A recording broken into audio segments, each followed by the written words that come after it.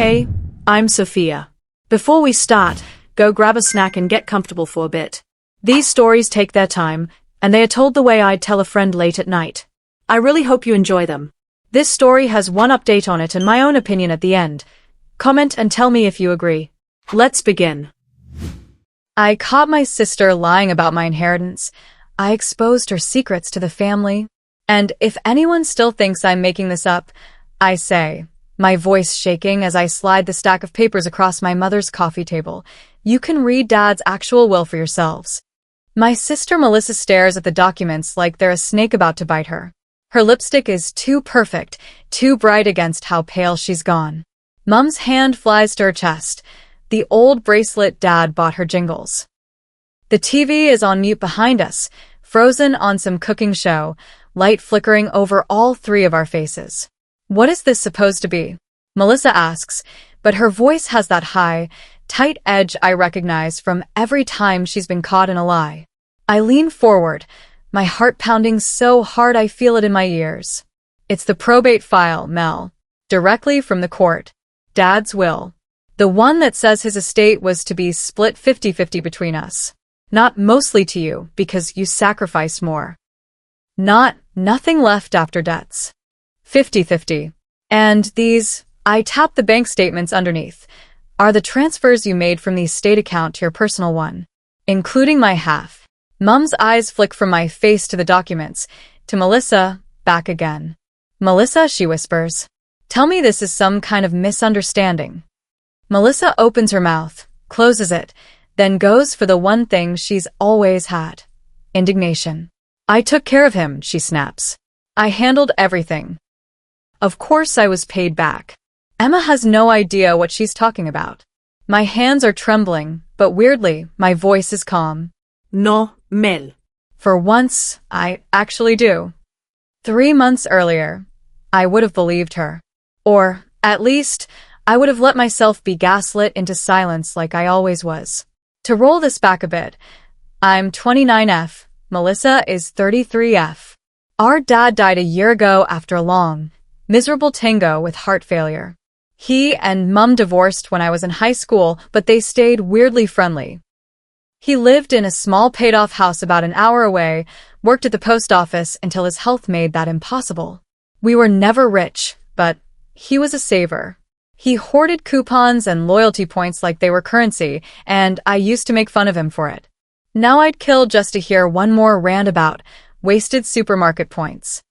When Dad's health started tanking, Melissa was the one physically closest. I live in the city about 2 hours away, working as a lab tech and paying too much rent. She lives 20 minutes from Dad's old house in a bigger place with her husband and 2 kids. So naturally, she took on more of the day-to-day stuff. Doctor visits, arranging nurses, sorting medications. No one ever said it out loud, but it hung in the air.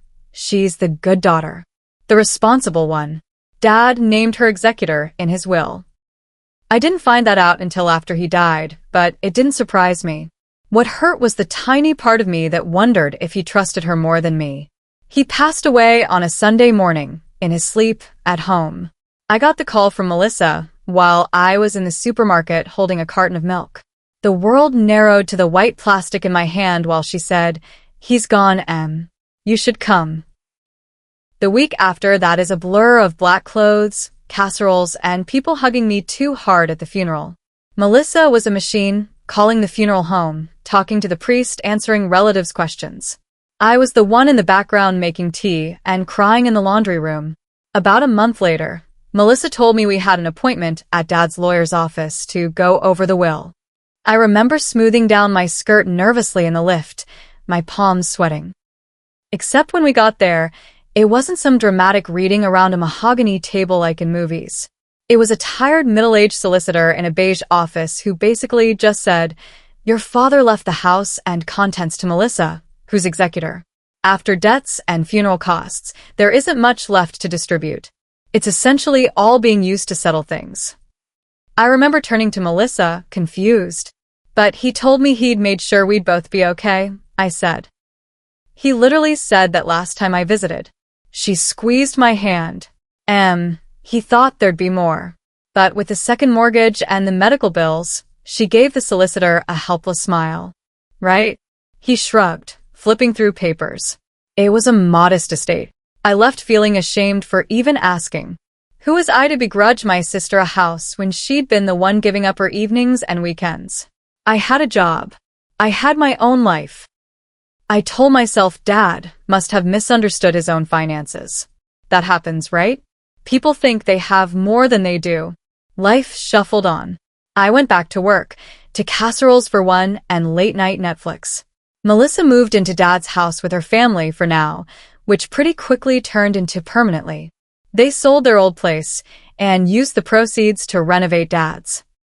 I watched her post Instagram stories about new white kitchen cabinets and a deck extension and bit my tongue whenever that old resentment bubbled up. If anything, Mum leaned harder into the Melissa the Martyr narrative. You know, your sister practically ruined her own health caring for your father, she'd say, like I was some stranger at a dinner party, not her other daughter. The least he could do was leave her some security. I know, Mum, I'd say. I'm happy for her. It wasn't even entirely a lie. I was happy she had stability. I just wished my stability hadn't apparently evaporated in a haze of medical bills. And then, 3 months ago, I got a letter that blew a hole in the middle of that narrative. It was from a bank I didn't recognize. I almost threw it out as junk mail until I saw the line. Regarding the estate of Michael Price. My heart did something weird in my chest. I opened it at my tiny kitchen bench, standing there in my work pants and socks. Dear Ms. Price, it read. We have attempted to contact you regarding your beneficiary entitlement from account ending in. Our records indicate that only partial distribution instructions have been received. Please contact us to finalize the disbursement of your share. Beneficiary entitlement. Your share. I read it 3 times. My coffee went cold next to me. This had to be a mistake, didn't it? There wasn't anything left. That's what the solicitor had said. That's what Melissa had repeated. I called the number on the letter, hands shaking. The woman on the line was polite and robotic until I gave her the estate number. Then her tone shifted slightly. Yes, Ms. Price, I see here you're listed as a 50% beneficiary on Mr. Price's managed investment account, she said. We've already received disbursement instructions from Ms. Melissa Turner, the executor, for her share. We're awaiting your instructions to transfer your portion. My mouth went dry. My portion, I croaked. How much is that? She told me. It wasn't millions. It wasn't life-changing luxury money. But it was enough to wipe my student loan and give me a real emergency fund. It was enough for Dad to have been right when he said, I've made sure you'll be okay for a while, kiddo. Except I had been told it didn't exist. I hung up, heart hammering. The air in my flat felt wrong, like I'd slipped into a different reality. I dug out the folder Melissa had given me months ago with estate stuff scrawled on the front in her handwriting. Inside were photocopies of the debts and the will summary the solicitor had handed us. No mention of a managed investment account. Dad was old school. He printed everything. I suddenly remembered a blue folder in his home office labeled Investments/Important. At the time, post-funeral, Melissa had swept it into a box and said, I'll take all the financial records, you take the photos and sentimental stuff. Easier that way. At the time, it had seemed reasonable. Now it felt like a red flag I'd been too numb to see. That night, instead of my usual doom scroll, I fell down a Google rabbit hole about probate, executors, and public records. Turns out, in our state, wills and probate documents become accessible once the court grants probate. You just have to request them and pay a stupid little fee, of course. I requested them. A week later, an email pinged into my inbox with a PDF attached. In the estate of Michael Price, deceased. My hands actually trembled as I opened it. There it was. Dad's will. His real will. Not the hurried, summarized version I'd been told about. Clause by clause, in his plain, slightly formal language. He left small bequests to a couple of charities. He left Mum his old car if she has need of it. He appointed Melissa as executor. And then, I give the residue of my estate, including my dwelling and any investment accounts, in equal shares to my daughters, Melissa Jane Turner and Emma Louise Price. Equal shares. Not everything to Melissa. Not if anything's left after debts. Equal. I scrolled further. There was a list of known assets the court had been given.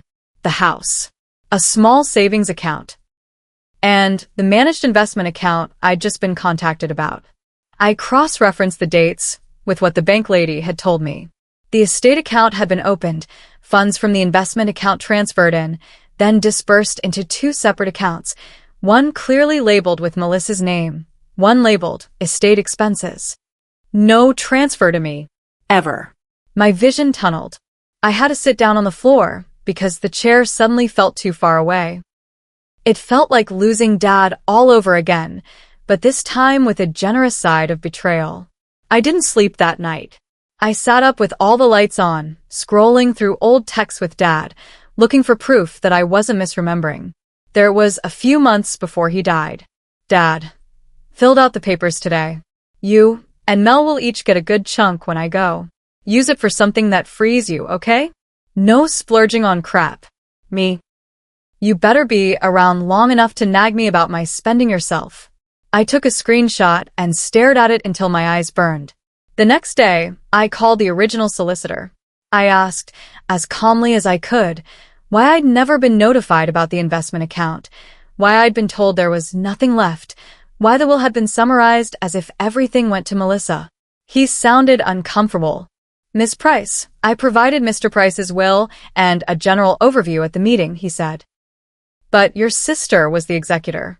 I advised her of her duties, including the requirement to provide you with an accounting of the estate. Distribution decisions after debts were her responsibility.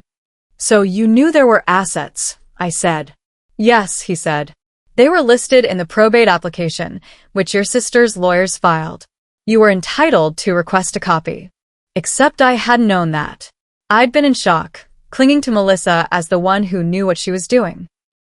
I hung up and cried again, but this time it was angry, ugly crying.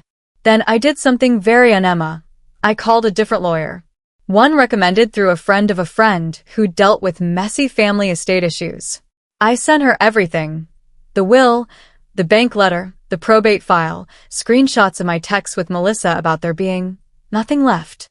2 days later, we had a Zoom meeting. She'd highlighted sections on the PDF, sticky notes like digital angry flags. Your sister, as executor, had a legal duty to act in the best interests of all beneficiaries, she said. That includes you. Failing to disclose an asset and distributing it solely to herself is, at best, a serious breach of duty and, at worst, fraudulent misappropriation. Hearing someone else say the word fraud out loud made me feel sick and vindicated at the same time. Do you want to pursue this? The lawyer asked. Because you have grounds. Strong ones. I thought about keeping the peace.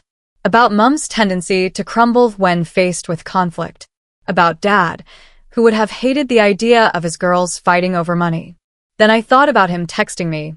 Use it for something that frees you. Yes, I said.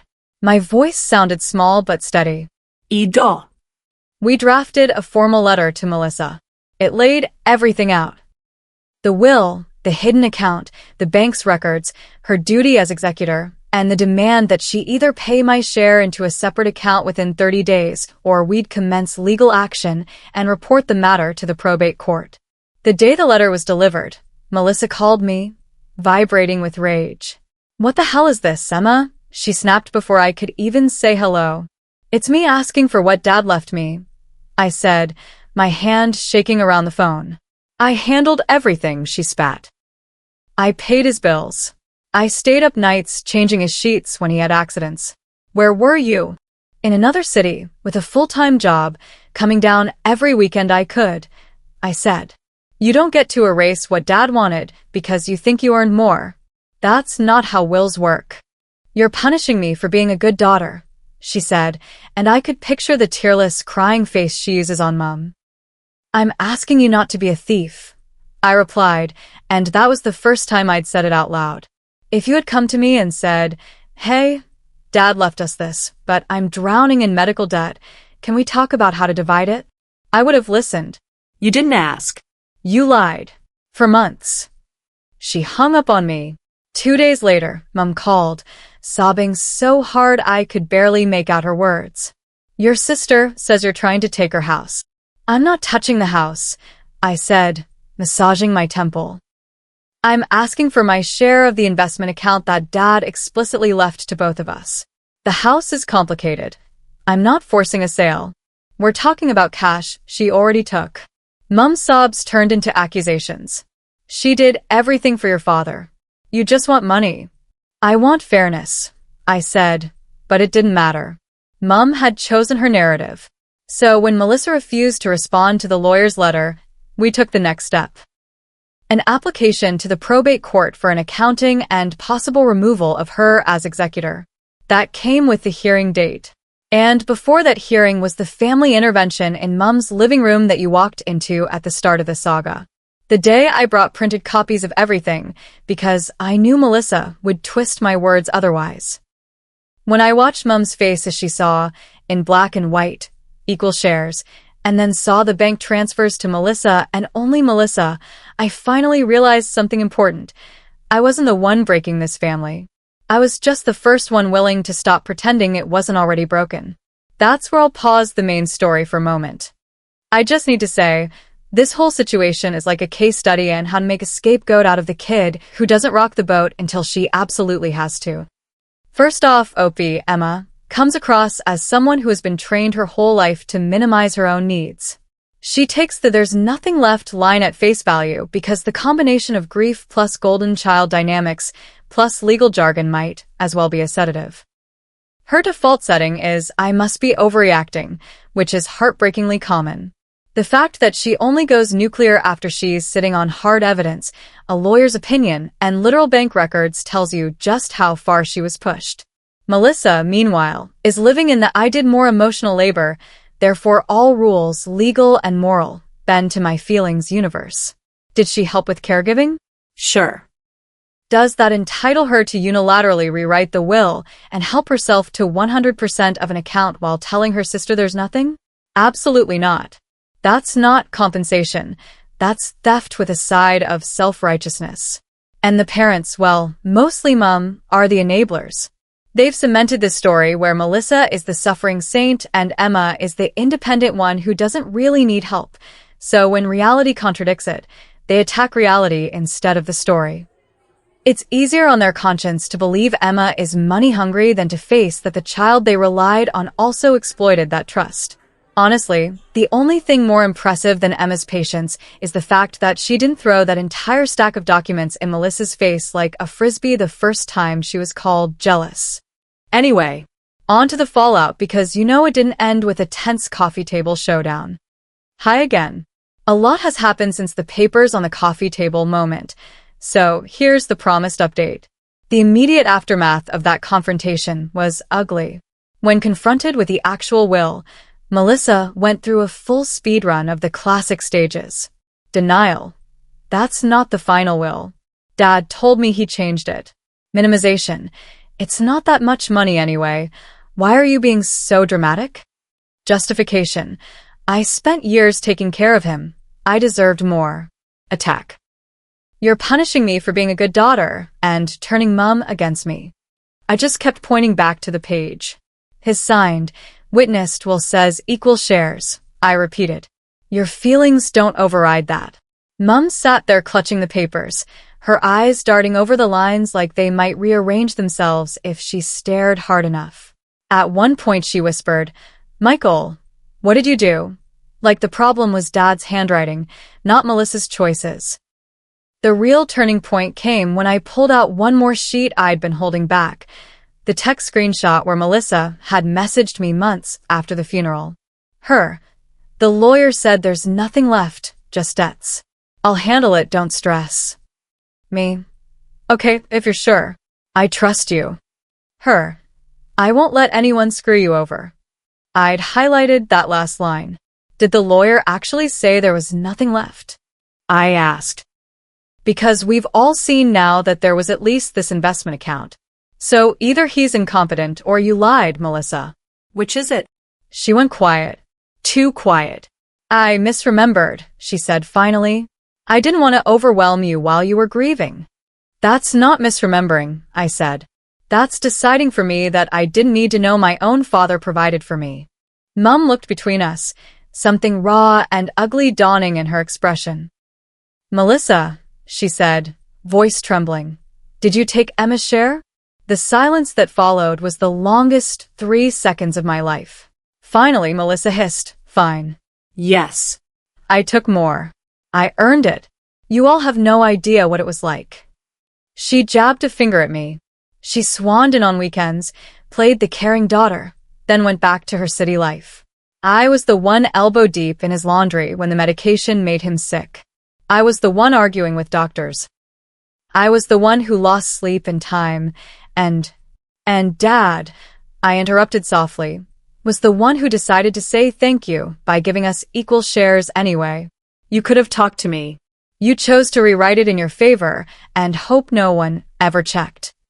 Her face crumpled, anger folding into something closer to panic. Do you know how much credit card debt we had? She said. Jacob's hours got cut. The kids needed things. Dad asked for money. There were bills. When that account came through, it felt like the first time in years I could breathe. I told myself I'd fix it later, that I'd tell you, and we'd figure it out. But you seemed fine. You never asked. So I just let it be. There it was. Not some masterminded heist, but selfishness plus avoidance stacked into something that looked a lot like theft. Not asking doesn't equal consent, I said. It equals trust. And you used mine. At that point, Mum snapped out of her fog and actually raised her voice, which almost never happens. You both stop, she said, wiping her eyes. This isn't what he wanted. No, I said quietly. He wanted us both to be okay. In his own words. I slid my phone over with a screenshot of Dad's text. Mum read it and broke down again. That night ended with Melissa storming out, Mum begging me to please drop the court stuff because we can fix this as a family, and me saying, for the first time in my life, no, I'm not backing down this time. The hearing went ahead a few weeks later. Melissa tried to settle privately right before it, offering me a lump sum that was significantly less than the documented amount of my share. My lawyer advised me to say no unless it was at least 100% of what I was owed. Maybe I'm being stubborn, I told her. She shook her head. You're asking for exactly what you're entitled to. That's not stubborn. That's sane. In court, Melissa's lawyer leaned hard on the informal family arrangement angle, implying that Dad had verbally told her she could take more to compensate for caretaking, even if he didn't update the will. The judge was unimpressed. Executors cannot override a testator's clear written wishes based on alleged conversations that conveniently benefit them, he said dryly, particularly when other beneficiaries were not informed. In the end, the court ordered. Melissa had to provide a full accounting of all estate-related transactions. She was formally reprimanded for breach of duty. She had 90 days to pay me the full amount of my share of the investment account, plus interest from the date of the initial disbursement. If she failed, I could apply to have a charge placed over her share of the house. We walked out with a legally enforceable order. I cried in the street. Not because of the money, but because for the first time since Dad died, I felt like someone in authority had actually said, yes, you were wronged. You're not crazy.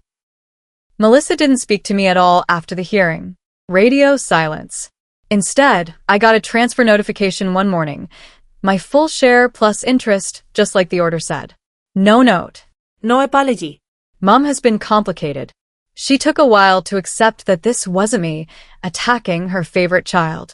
We've had some brutally honest conversations where I told her how it felt to always be the lesser daughter, the one who got told, "You're strong. You'll be fine," whenever I actually needed help. The thing is, Mum, I told her over tea at my flat, you raised Melissa to believe the world owed her for her sacrifices, and you raised me to believe I should be grateful for scraps. Neither of those are healthy. But only one of them results in someone stealing an inheritance. She cried again, because that's what she does, and said, "I thought I was encouraging you. You were always so independent." "I was independent because I had to be," I said gently. "That doesn't mean I didn't deserve fairness." Our relationship isn't magically healed, but it's more honest. She's actually seeing a counselor now, which I weirdly find both surprising and hopeful. As for me, I used part of the inheritance to pay off my student loans, just like Dad wanted. I moved some into savings and put another chunk into a small do something that frees you fund. With that, I cut my hours at the lab to 4 days a week and enrolled in a part-time master's program I'd been too scared to even price out before. Every time I log into my course portal, I hear Dad's voice saying, "Don't waste it, kiddo," and I promise him I'm trying not to. I haven't forgiven Melissa. Not yet. Maybe not ever in the fully hug-it-out way. What she did wasn't just a bad decision. It was a series of choices that told me very clearly where I ranked on her priority list. But I also don't wake up consumed with anger anymore. It's more like a dull scar. It aches when I poke it, but it doesn't control me. Recently, she sent me a short, stilted text. "Glad you got what you needed. Hope you're well." I stared at it for a long time and then replied, "I didn't get what I needed. I got what Dad left me. That's different. I hope one day you understand that." She hasn't responded. That's okay. Dad's secrets didn't need exposing. His wishes were clear. It was Melissa's secrets, the quiet transfers, the lies by omission, the story she built where she was the only one who mattered, that finally saw daylight. And as painful as it's been, I'm glad they did. Because now, when I look at my life, it feels like it's actually mine. Not the leftovers of whatever my sister and mother decided I should have, but something I chose to fight for. Alright, here's my fully caffeinated take on everyone involved in this inheritance circus. Emma, up. Absolute champ. Not in a she did everything perfectly way, but in a deeply human, I'm scared and grieving and still doing the hard thing anyway way. She doesn't charge in swinging. She gives everyone, including the system, multiple chances to be honest. When she finally goes the legal route, it's with receipts, not vibes. I love that her endgame isn't ruin my sister's life, but get what my dad intended and reclaim my own story. And the way she uses the money? Textbook healthy, debt, savings, and one big, meaningful move toward a better future. She deserved that moment of walking out of court with her head high. Melissa, on the moral scale, she's not a mustache-twirling villain, but she is absolutely in selfish with a side of entitlement territory. Caregiving is brutal, underappreciated work. No argument there. But her logic is basically, I suffered more, therefore contracts, wills, and other people's rights are suggestions. She knew what she was doing was wrong. You can see it in how she hid the account, lied about the lawyer's summary, and told herself she'd fix it later. Later never came until a bank letter and a lawyer forced it. That's not an oopsie. That's banking on her sister's trust and ignorance. Her half apology, I earned it, doesn't really land, but the fact that she at least pays up without dragging it out further is the bare minimum. Mum. She's the quiet architect of the family dynamic. Not malicious, but deeply biased.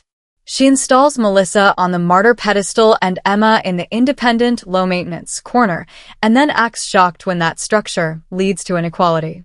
Her default reaction, crying and demanding peace instead of listening to the content, is classic emotional avoidance.